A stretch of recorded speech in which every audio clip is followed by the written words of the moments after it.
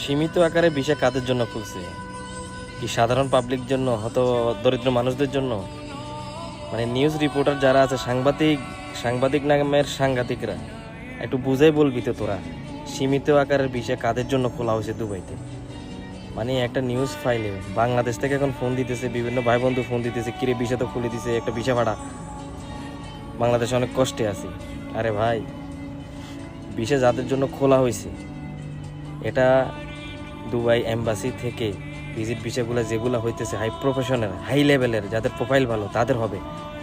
আবার অনেকে বলতেছে লেবার ভিসা খুলে দিছে, ট্রান্সফার ভিসা খুলে দিছে। ভাই, উল্টাপাল্টা নিউজ করিস না, সিটারি বাটপারি, লাইক ভিউর জন্য এগুলো দান্দা বাদ দে। পারলে মানুষদেরকে ভালো নিউজটা দে, সঠিক নিউজটা দে, যাতে করে মানুষ উপকৃত হয়। ভালো থাকবেন। সংযুক্ত আরব আমিরাত থেকে আমি আসিফ নিশু। এই যে ভিডিওটা একটু শেয়ার করে দিবেন, সবাই সতর্ক থাকবেন। হ্যাঁ, সালাম আলাইকুম।